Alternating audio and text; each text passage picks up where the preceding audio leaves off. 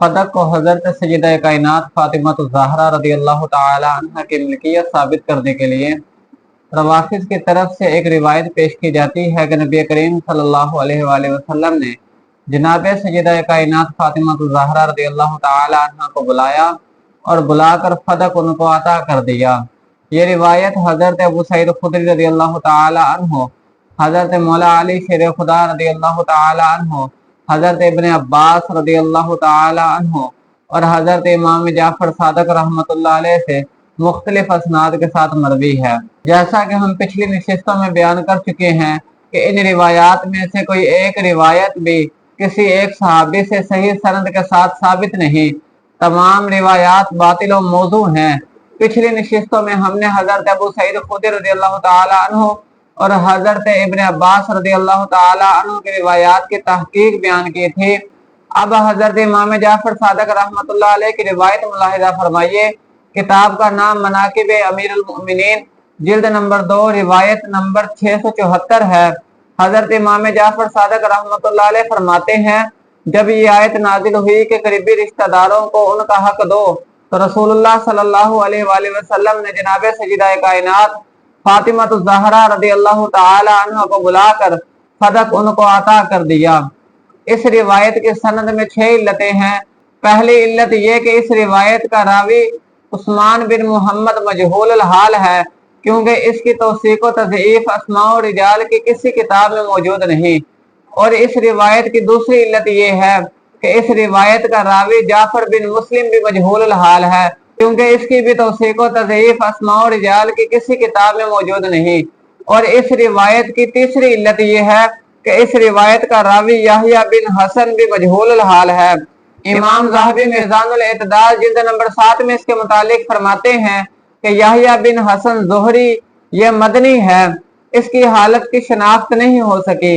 इसके अलावा इमाम इब्ने हजर अस्कलानी तकरीबुत तहज़ीब जिल्द नंबर 2 में इसके मुतालिक फरमाते हैं कि ये 7वें तबके का मजहूल हाल रावी है। इससे मालूम होता है कि ये रावी भी मजहूल हाल है। और इस रिवायत की चौथी इल्लत ये है कि इस रिवायत का रावी अबान बिन अबान भी मजहूल हाल है, क्योंकि इसका जिक्र भी अस्माउ रिजाल की किसी किताब में मौजूद नहीं। और इस रिवायत की 5वीं इल्लत ये है कि इस रिवायत का रावी अब्दुल गफ्फार बिन कासिम अबू मरियम अंसारी कज़्ज़ाब राफ़िदी रावी है।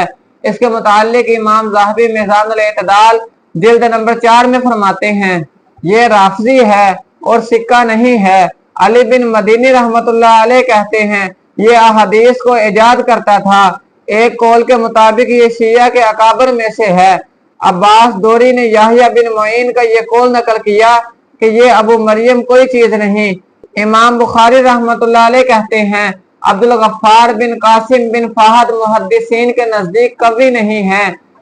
इमाम अबू दाऊद रहमतुल्लाह अलैह कहते हैं, मैंने शोबा को यह बयान करते हुए सुना कि मैंने समाक हनफी की किसी बात के जवाब में इमाम अबू दाऊद रहमतुल्लाह अलैह का बयान है कि मैं गवाही देता हूँ कि अबू मरियम कज़्ज़ाब है। मैं इससे मुलाकात और समा कर चुका हूँ और इसका नाम अब्दुल गफ्फार बिन कासिम है। इमाम अबू हातिम, इमाम निसाई और दीगर हजरात इसे मतरूकुल हदीस कहते हैं। इमाम शहबा ने इससे रिवायात ली थी, लेकिन जब इनको मालूम हुआ कि ये गैर सिक्का है तो उन्होंने इसको तर्क कर दिया। और इसके अलावा इमाम निसाई रहमतुल्लाह अलैह ने फरमाया कि अब्दुल गफ्फार बिन कासिम अबू मरियम अंसारी कूफी मतरूकुल हदीस है। इन तमाम दलाइल से मालूम होता है कि अबू मरियम अंसारी कज़्ज़ाब राफ़िदी मतरूकुल हदीस रावी है। इसकी किसी रिवायत से इस्तेदलाल करना और इसकी रिवायत को बतौर दलील पेश करना किसी सूरत दुरुस्त नहीं। ये थी वो बातिल और मौजू रिवायात जिनको दलील बनाकर रवाफिज़ ये दावा करते हैं कि नबी करीम सल्लल्लाहु अलैहि वसल्लम ने अपनी ज़ाहिरी जिंदगी में ही जनाब सैयदा कायनात फातिमा ज़हरा रज़ी अल्लाह ताला अन्हा को बुलाया और बुलाकर फदक उनको अता कर दिया।